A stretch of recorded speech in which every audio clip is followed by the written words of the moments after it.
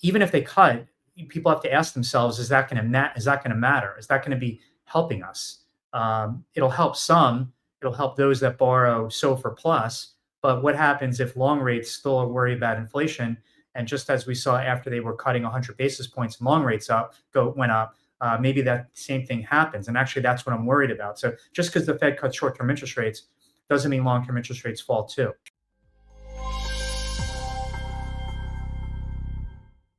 On this episode of What the Finance podcast, I have the pleasure of welcoming on Peter Boockvar. So Peter is a CNBC contributor, Chief Executive Officer of Bleakley Financial Group and editor of the Boock Report. So Peter, thanks so much for coming on the podcast today. Thanks for having me today.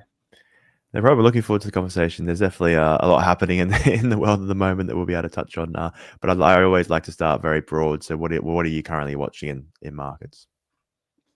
Well, I think everyone's watching tariffs. So I think that's stating the obvious, and also what earnings are going to look like over the next 4 to 8 weeks, and what these companies have to say in terms of what they're seeing on the ground, what the impact of tariffs are having, and what that means for the visibility for the rest of the year, which I can't imagine many companies are going to have any. So that's what we're all watching right now. Yeah, and how are you seeing the tariffs? Because I know, let's be honest, it's probably going to change by the time this interview goes up. But there was the blanket tariffs, and now it's really just seems to be China, which is the main target. So do you think that was the plan all along, or what are you seeing with it? Well, this is not all tariffs that's causing angst in the market. And the angst really started at the late January when the Chinese DeepSeek news came out. And that changed the entire complexion of the Mag 7 trade. In addition to, of course, Tesla not necessarily being thrown in with some of the other hyperscalers, but having its own issues. So I think losing the Mag 7 as a leadership group was really the main sort of chink in the armor here, since these stocks made up about more than a third of the S&P 500.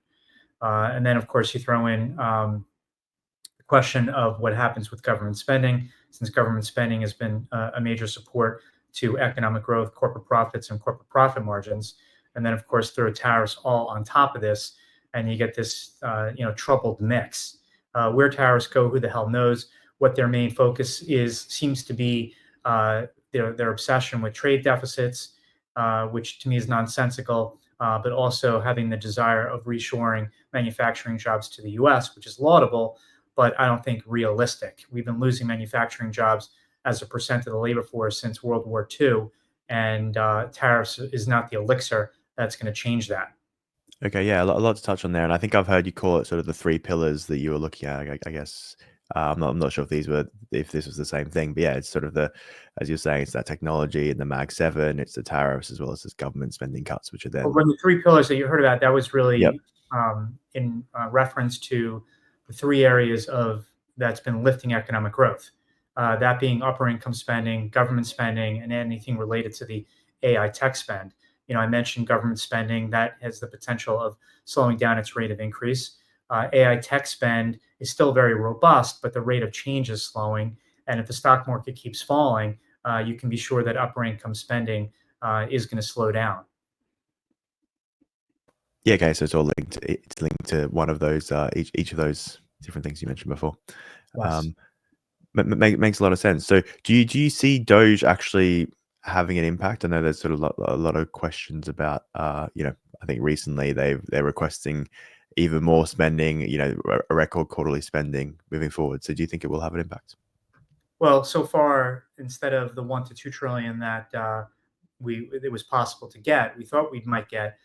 Now it's only about 150 billion so far. So I applaud the administration's attempt to cut wasteful spending and any corruption that's going on. But the problem is that the spending hole has been dug so deep on non-discretionary items that you can cut all the discretionary stuff you want, and it's still not going to make a dent. But I do think there's going to be a general focus here on slowing the rate of government spending, and it's something that the U.S. needs.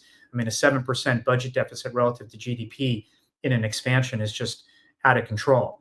And we see the debt clock every day, out of control. But by slowing the pace of spending, because we're not actually going to cut spending. We're talking about slowing the rate of increase. We need to do it, but there's short-term negative economic consequences of that. Okay, and yeah, where do you see this sort of economy going into a bit of a recession, at least the U.S. economy, Well, the with all odds are these certainly rising trends? pretty dramatically, and the stock market resumes its decline. You can probably clinch it.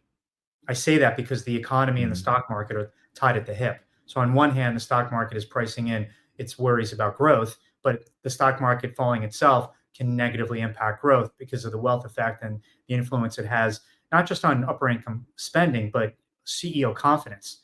I mean, CEO confidence, when they see the stock market fall, they say, I need to be careful here. And that can cause them to reevaluate capital spending plans. Yeah, definitely, and I feel like this tariff talk could potentially have a COVID-like effect where it seems like people are stopping spending currently. You know, they're rethinking contracts, they're rethinking M&A, they're rethinking everything because there's just so much uncertainty. But then once the certainty, so that could have an impact in, who knows how long. But once there is certainty, it could have that opposite effect where it's just all this money that's been on the sidelines just thrown into it. Do you think that could happen as well, or is that maybe wishful thinking? No, I mean, I think that there's on one hand, you have people trying to rush goods to the US and us trying to rush goods outside the US on who can be tariffing us.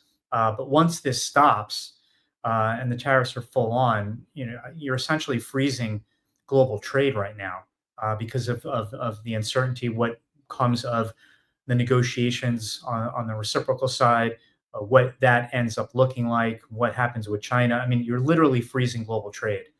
So yes, this is a COVID-like self-inflicted wound. I guess the question is, do we have this emergence out of there, or is it a continue? Yeah, does it continue? I guess that's something that Well, no one knows. we'll have Yeah. an emergence from it. I mean, we'll hopefully know what the tariffs will be.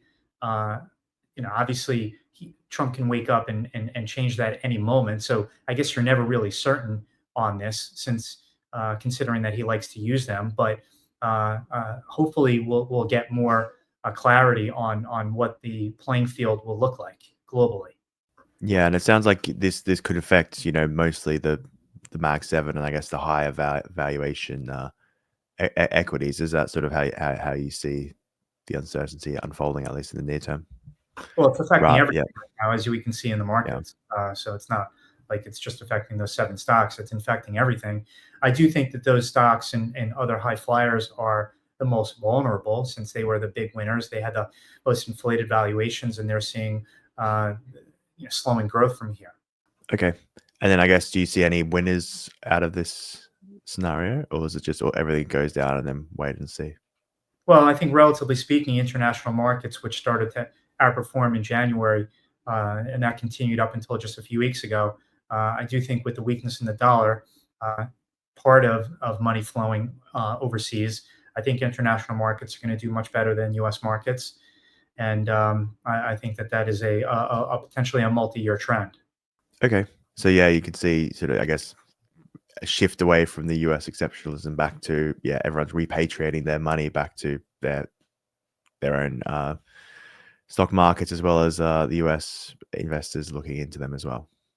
Well, I think people are seeing the U.S. as not as exceptional as it seemed, and the exceptional growth rates over the last couple of years was yes, exceptional AI technology, but also it was fiscal largesse, which as I said, was also a big lift that took us to the point where it was just unsustainable.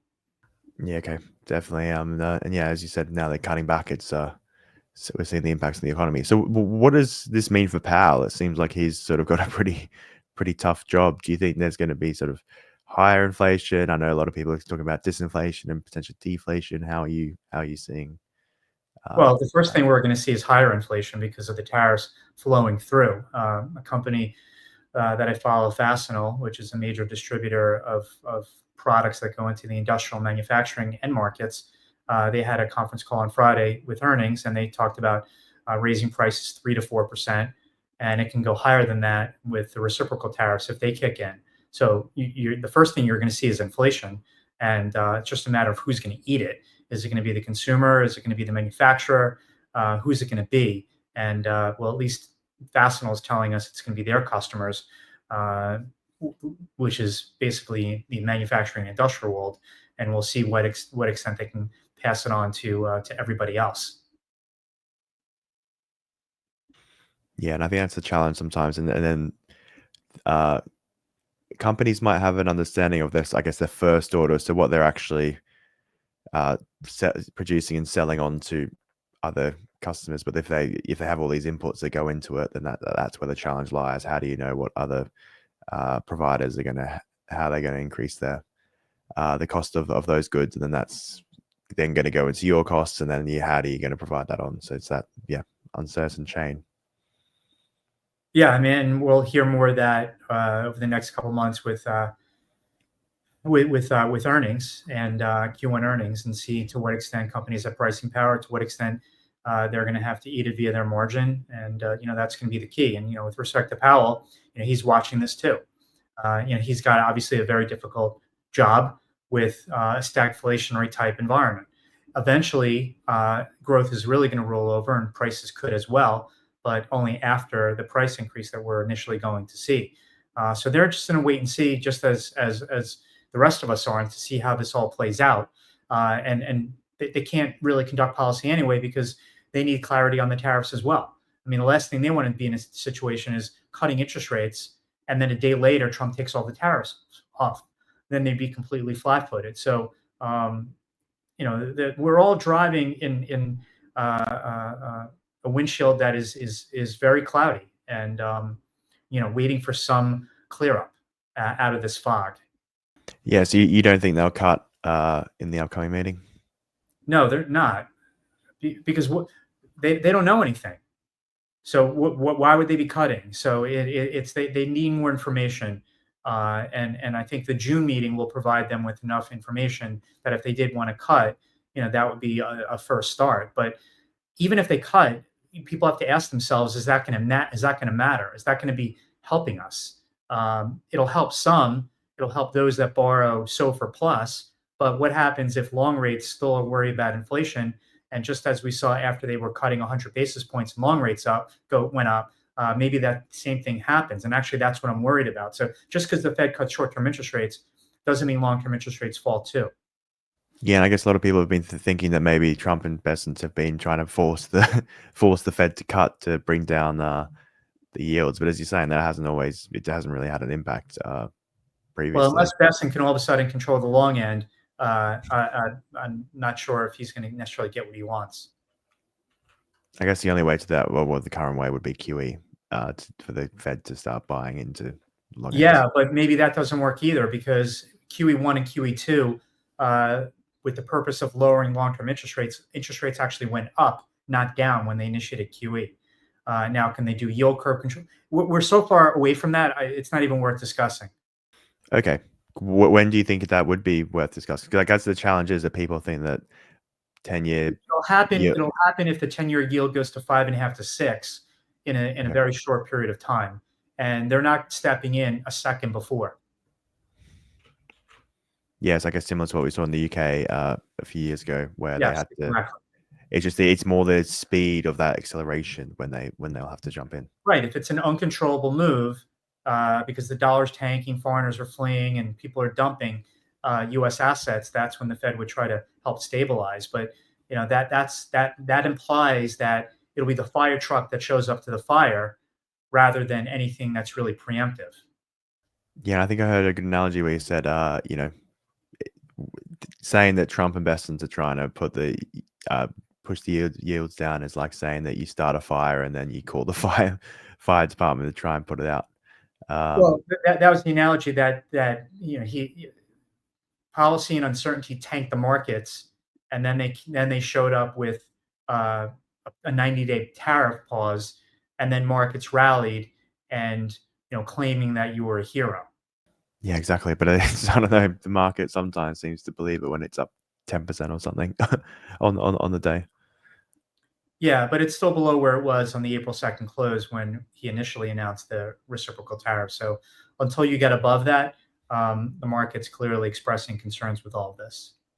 Yeah. And what impact do you see this having, I guess, on the long-term macroeconomic outlook? Do you see there being a sort of bifurcation or, separation of the US with other allies globally, with China? Is this sort of the death of global trade? How are you seeing the big Well, picture? the death implies that it never comes back. I would like to say it badly injured, because badly injured means you can heal at some point. But I do think that this has repercussions that are going to last. There's reputational damage that's being done. The whole world has, and I'm not claiming that there aren't um, countries that are not fair with how they put up barriers and tariffs and other um, what everyone likes to refer as non-tariff barriers. I mean, certainly China has not been very fair with stealing our IP and among other things. But there's a way of dealing with that. There's a way of negotiating that rather than the path being chosen. So I think that I keep going back to a small business that has to manage this, a small business that's created their model over many years, relying on outside vendors to create a product that they can't produce profitably here, but they then sell here, not just here, but all over the world. And they just don't have the resources or the ability and agility to quickly adjust. If Trump came out and said, you know what, you have a year. Now, granted, in 2018, that could have been the message, but the belief was never that we were going to have 154% tariffs on incoming imports to the U.S. from China. That was on no one's guess card. Yeah, well, I think even with we saw that with Brexit, that was probably not very well done, even with however many years of the notice. I think, yeah, it's obviously less. It's more certain, but then there is still the major challenges that you see with it. Right. Yeah. I mean, no one guessed that this was going to be the end result of tariffs, and also, there's a question of what the end game is. It's becoming clear what the end game is. It's to believe that the U.S. is going to vertically integrate all of its manufacturing and make everything from the nuts and bolts to the end product. That's just not a realistic thing, but that is the goal. And also the belief that a trade deficit is bad, even though we have a huge trade surplus in services, somehow that is not perceived at all as part of this. So I think we're working off a false premise that a trade deficit is bad. Yes, we'd like to make more things here, but I think there are other ways of trying to encourage that, like lowering the corporate income tax rate even further, cutting regulations, and easing permitting. There's so many other ways we could have gone about this instead of putting walls around the country. Yeah, and it looks like they are trying. They do want to do those things, but then for some reason they see this as a revenue raising mechanism to then allow for tax cuts and other factors. Right. So you raise this tax and you lower that tax. Your net Yeah. result is no change or higher taxes. Yeah. So even though it might sound good, it's not really having the intended impact. Right. That's what it seems. Yeah. Okay. Interesting. And then I guess there is the people who push back and say, well, the average person in the US has been sort of left behind.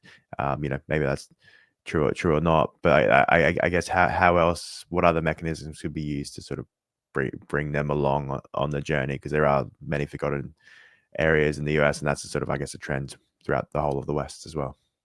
Well, manufacturing jobs as a percent of total employment in the U.S. has been declining since the end of World War II.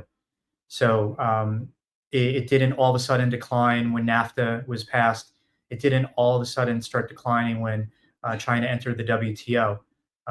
You're talking about call it what, a 80-year progression of declines. A lot of it has to do with just the shift in spend. It's also technology and production efficiency and the shift. I mean, I don't know if the U.S. would have been a better country if we were still had people at sewing machines. I'm not sure if we'd be better off with that. I think we probably weren't, when those that can make sewing machines or should use sewing machines to make apparel, it's probably better off being outside the U.S. But we've scaled up in so many other ways because the level of U.S. exports, while unemployment has fallen, manufacturing employment has fallen, U.S. exports have skyrocketed. So we've been able to still produce a lot more with less workers, but that's that's the history of technology. I mean, you have tractors and combines that are laying seed onto a farm. You don't have people sticking their hand in a bag of seed and tossing it around. I don't know if we want to go back to that. Yeah, no, definitely. I know what you mean. Do you see a way for it to be resolved without, I guess, these, as you said, may not go back to manufacturing jobs, but a way to resolve the current discrepancies around the world? I'm not sure. Yeah. It all depends on what the definition of discrepancy is. Mhm. Yes, I guess it's wealth divide or the opportunity divide, or I guess the Well, divide between, the yeah. wealth inequality, the income inequality in the U.S. There are other drivers. I mean, the wealth inequality. I point my finger at the Fed. The Fed has created this wealth inequality by um, years of zero interest rates and QE and central banks around the world um, have created a lot of these imbalances. But unfortunately, I don't see enough fingers pointed at them. Yeah, good point. So you think that this higher interest rates is actually a beneficial thing for, I guess if they're held there for the long term for the average person? Well, interest rates where they are now historically is Mm. where they've been. It was the years of zero interest rates that was the abnormality. The problem is going from the abnormality and trying to cure it within 18 months. There's a major transition phase that takes place because of all the debt that was priced pre 2022 reprices at much higher interest rates. But it's the Fed that turned the U.S. housing market upside down multiple times over the past 20 years. So we have a major affordability problem in the U.S., and that's the Fed's fault. And that creates a lot of societal problems when the cost of living is so high. That has nothing to do with our tariff policy and our trade deficits. Yeah. What could they do to sort of reverse that? I guess it's keeping the interest rates high, continue to decrease the balance sheet. Well, I mean that's one of the problems. It's only Yeah. time is the cure. It's baby boomers that need to downsize and add more supply to the market. I mean, there are a variety of things, but my point is that central bankers, particularly the Fed, are a lot to blame for the problems that people are blaming China for example.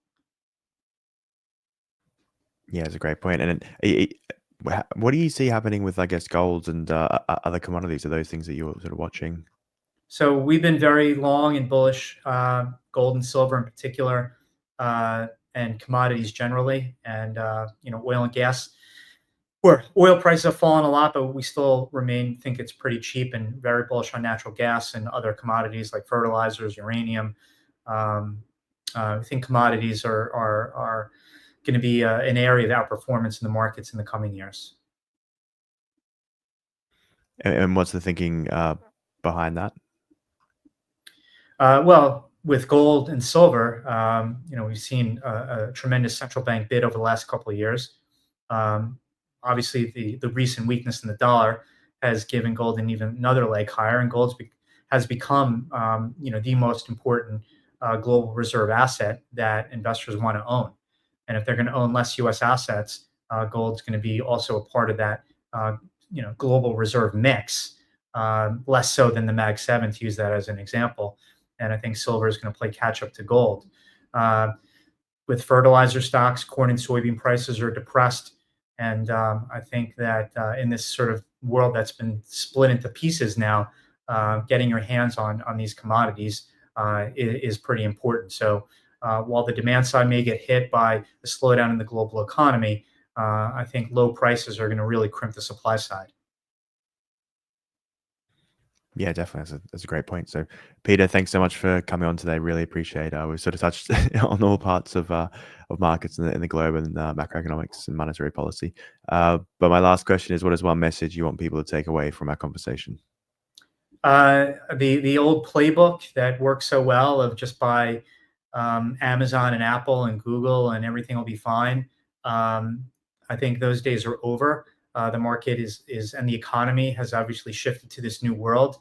And as an investor, you have to acknowledge that reality and invest appropriately. Perfect. Great message. So thanks again. If anyone wanted to find out more about your work and what you do, where would the best places for that be? So my day job is CIO and portfolio manager at Bleakley Financial Group, and anybody can learn more about us at our website at bleakley.com. I also write a daily newsletter on Substack called the Boock Report, and anybody interested can test it out. Great. Perfect. I'll put that in the description below, but thanks again for your time.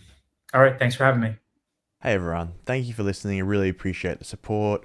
If you've got value out of this, I'd really appreciate it if you could like, subscribe, or comment, good or bad feedback. I'm always open to that, but it really helps with the channel. As I said before, only about 14% of people actually subscribe to this channel. So if you were to that, it would really help. It could mean we could continue to grow. If not, thanks for watching and see you on the next show. And you also might like this video right here. All right, thanks again.